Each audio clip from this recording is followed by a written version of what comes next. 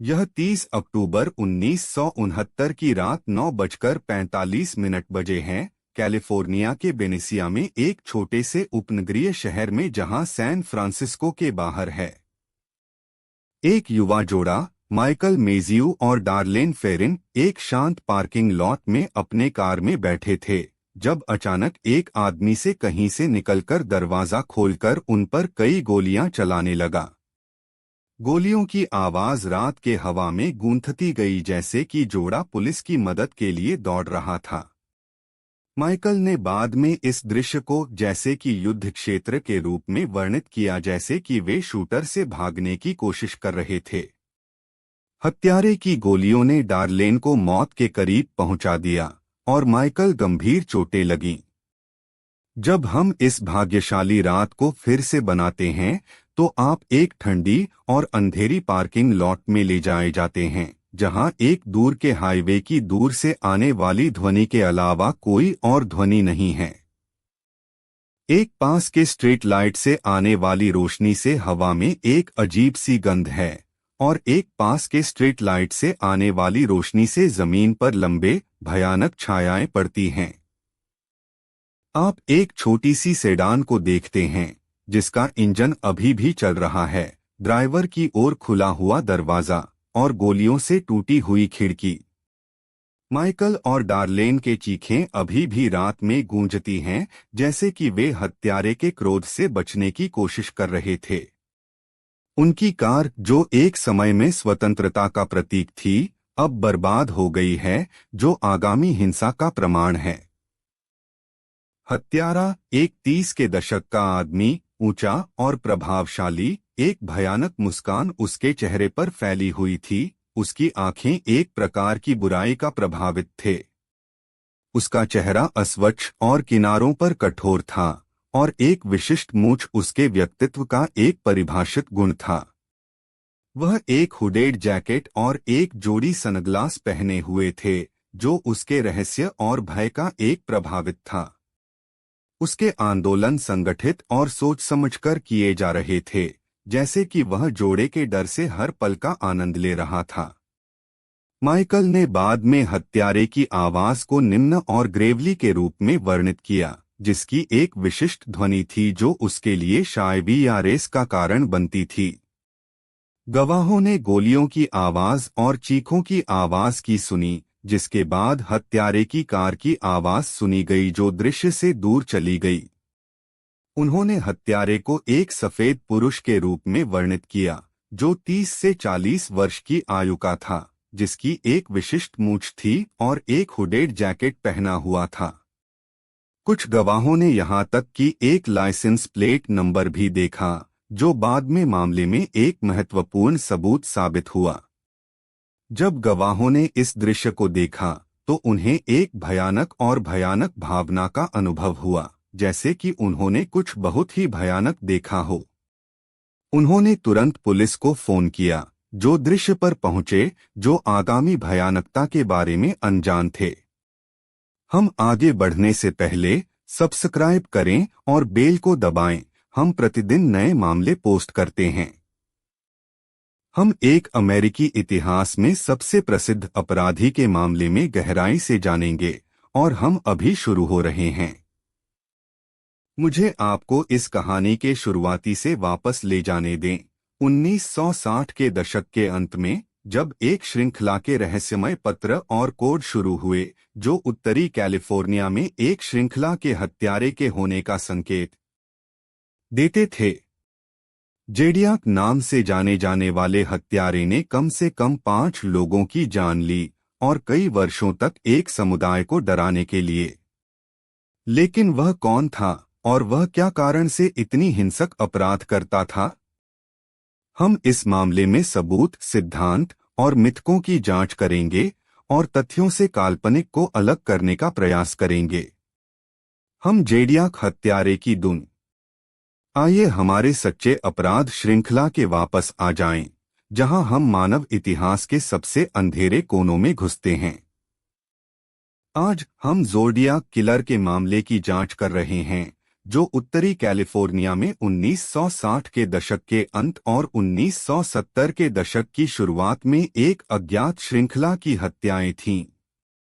इस मामले का केंद्रीय व्यक्ति एक आदमी नाम आर्थर ली एलन है, जो उस समय कैलिफोर्निया के वैलेजो में एक 43 वर्षीय निवासी थे।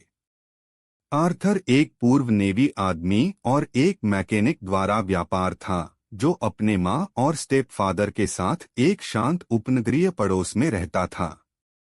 वह एक जटिल व्यक्ति था जो अपने दोस्तों और परिवार से अपने संदिग्ध व्यवहार को छुपाता था। आर्थर का दैनिक जीवन सामान्य दिखता था, लेकिन उसके नीचे एक अंधेरी धारा बहती थी। वह एक स्थानीय गैस स्टेशन में काम करता था, जहां वह अक्सर ग्राहकों और जान पहचान वालों से बातचीत करता था। उसके ऊपर वह एक दोस्ताना और बाहरी व्यक्ति की तरह दिखता था, लेकिन जिन लोगों ने उसे अच्छी तरह से जानते थे, उन्होंने बताया कि वह एक संदिग्ध और डरावने व्यक्ति की तरह था। वह ज्ञानी और आकर्षक था, लेकिन एक अनपेक्षित किनारा के साथ जो लोगों को असहज महसूस कराता था। उसकी मां और स्टेप फादर ने बताया कि वह अक्सर अस्थिर व्यवहार दिखाता था, जैसे कि खुद से बात करता है या अनुचित रूप से क्रोधित होता है। आर्थर के संबंधों की नींव विश्वास और धोखाधड़ी पर आधारित थी। वह स्थानीय पुलिस अधिकारी के साथ करीबी दोस्ती थी, जिसने बाद में उसके ज़ोडियाक किलर होने के दावे की जांच करने के लिए जिम्मेदार था। उसके परिचित और दोस्तों ने बताया कि वह एक विश्वासपात्र और निष्ठावान व्यक्ति था, जो हमेशा मदद करने के लिए तैयार रहता था या प्रोत्साहन के शब्द देता था। हालांकि यह स्पष्ट था कि आर्थर को धोखाधड़ी का शौक था, जो उसकी आकर्षण का उपयोग करके वह जो चाहता था उसे प्राप्त करने के लिए करता था। लेकिन वह वास्तव में किसे विश्वास करता था और वह अपने आप को और अपने रहस्यों की रक्षा के लिए कितना आगे बढ़ता था। आर्थर के संबंधों की नींव विश्वास और धोखाधड़ी पर आधारित थी। वह स्थानीय पुलिस अधिकारी के साथ करीबी दोस्ती थी, जिसने बाद में उसके ज़ोडियाक किलर होने के दावे की जांच करने के लिए जिम्मेदार था। उसके परिचित और दोस्तों ने बताया कि वह एक विश्वासपात्र और निष्ठावान व्यक्ति था, जो हमेशा मदद करने के लिए तैयार रहता था या प्रोत्साहन के शब्द देता था। हालांकि यह स्पष्ट था कि आर्थर को धोखाधड़ी का शौक था, जो उसकी आकर्षण का उपयोग करके वह जो चाहता था उसे प्राप्त करने के लिए करता था। लेकिन वह वास्तव में किसे विश्वास करता था और वह अपने आप को और अपने रहस्यों की रक्षा के लिए कितना आगे बढ़ता था। आर्थर के दैनिक जीवन में एक सूक्ष्म बदलाव का पता चला, जिसे जिन लोगों ने अच्छी तरह से जानते थे, उन्होंने देखा। वह ज़ोडियाक किलर के बारे में घंटों तक समाचार पत्रों और पुस्तकों को पढ़ता था, जिसे वह अपनी दैनिक गतिविधियों में शामिल करता था। उसके परिचित और परिवार ने बताया कि वह बढ़ती हुई वापसी और अलगाव की ओर बढ़ रहा था, जैसे कि कुछ उसके अंदर से खा रहा था। लेकिन यह क्या था जो इस सूक्ष्म बदलाव को प्रेरित कर रहा था, और ज़ोडियाक किलर का क्या भूमिका थी उसके मानसिक विकार में?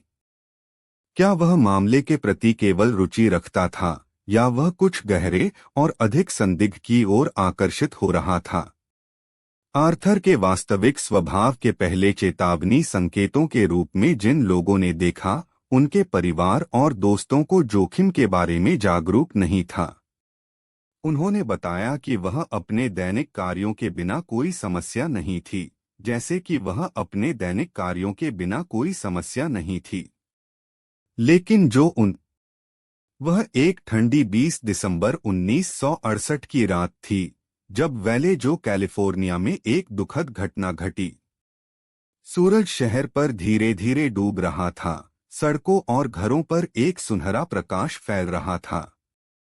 तापमान एक ठंडी 50 डिग्री था, जिसमें सैन फ्रांसिस्को बे से एक नरम हवा बह रही थी। वैलेजो के निवासी अपने शाम के दिनचर्या में व्यस्त थे, जो आने वाले भयानक अपराध के बारे में अनजान थे। यह एक शांत ग्रामीण शहर में एक आम सर्दियों की शाम थी। जिस अपराध के पीछे की घटनाएं शुरू हुई वह दिन भर पहले ही शुरू हो गई थीं, जब माइकल मेजियो और उनकी गर्लफ्रेंड डार्लेन फेरिन ने ब्लू रॉक स्प्रिंग्स पार्क में एक तारीख पर गए थे। उन्होंने अपने दोस्त ब्रायन हार्टनेल के साथ मिलने का प्लान किया था, जो पार्क के कॉन्सेशन स्टैंड पर काम कर रहे थे। लगभग रात के 9:40 एक कार पार्क के स्टैंड के पास पहुंची और माइकल और डार्लेन ने ड्राइवर से बात करने के लिए रुके, जो बाद में ज़ोडियाक किलर के रूप में पहचाने जाने वाले व्यक्ति थे। ड्राइवर ने एक हुड पहना हुआ था, ने ब्रायन को एक गुप्त संदेश वाला नोट दिया और फिर से स्थान छोड़ दिया। यह दिखने वाली अनजान मुलाकात एक श्रृंखला की घटनाएं होगी जो जुड़े लोगों के जीवन को हमेशा के लिए बदल देगी। 10 बजे के करीब माइकल और डार्लेन पार्क के पार्किंग लॉट में वापस आए, जहां उनका दोस्त ब्रायन अभी भी कॉन्सेशन स्टैंड पर काम कर रहा था। उन्होंने पार्क के चारों ओर एक वॉक करने का फैसला किया, शाम के हवा का आनंद लिया और एक दूसरे के साथ समय बिताया। जब वे चलते हुए थे तो उन्होंने एक कार को अपने पीछे देखा और अचानक ड्राइवर ने पार्क के शौचालय के पास पहुंच गया। ड्राइवर, बाद में ज़ोडियाक किलर के रूप में पहचाने जाने वाले व्यक्ति, ने गोलियां चलाना शुरू किया और माइकल और डार्लेन पर गोलियां चलाईं। ब्रायन, जो अभी भी कॉन्सेशन स्टैंड पर काम कर रहा था, ने गोलियों की आवाज सुनी और अपने दोस्तों की मदद के लिए दौड़ पड़ा। वह 2 बार गोली मारा गया, लेकिन बच गया और पुलिस को फोन करने के लिए कॉल किया। अपराध का सबसे चौंकाने वाला पहलू यह था कि ज़ोडियाक किलर द्वारा किया गया घृणित कार्य। जब माइकल शौचालय से भागने के बाद देखा तो उन्होंने डार्लेन को जमीन पर पड़ी हुई देखा, जिसे एक पेनकनिफ से घायल कर दिया गया था। हत्यारे ने उसे कई बार गोली मारी थी, जैसा कि उसके शरीर पर पाई गई 4 गोलियों के निशान से पता चलता है। पुलिस ने बाद में यह भी पता लगाया कि डार्लेन के समय के दौरान वह गर्भवती थी। अपराध की घृणित और अनजाने तरीके ने समुदाय पर एक दीर्घकालिक प्रभाव डाला और माइकल कभी भी वही नहीं रहा। माइकल ने तुरंत 911 को कॉल किया जब ब्रायन अपराध स्थल से भाग गया, अपराध और घाव की रिपोर्ट की। अपराध स्थल पर पहुंचने वाला पहला अधिकारी जॉन होहराइटर था, जो देखकर हैरान था। डार्लेन फेरिन को अपराध स्थल पर ही मृत घोषित कर दिया गया, जबकि माइकल को अस्पताल में कई गोलियों के घावों के साथ ले जाया गया। ब्रायन हार्टनेल ने भी हमले का सामना किया, लेकिन कई वर्षों तक उसके लिए एक ट्रॉमेटिक अनुभव होगा। ज़ोडियाक किलर की घृणितता की पूरी स्केल का पता लगाने में आने वाले दिनों और हफ्तों में स्पष्ट हो गया। पुलिस जांच ने यह पता लगाया कि हत्यारे ने अपराध स्थल पर एक गुप्त संदेश छोड़ दिया था, एक पत्र जो ज़ोडियाक किलर के प्रसिद्ध नाम से हस्ताक्षर किया गया था। पत्र, जिसे वैलेजो टाइम्स हेराल्ड ने भेजा था, अपराध के बारे में दावा किया और फिर से हमला करने की धमकी दी। पुलिस को हत्यारे की बेशर्मी से चकित कर दिया गया और समुदाय में डर की गिरफ्त में आ गया।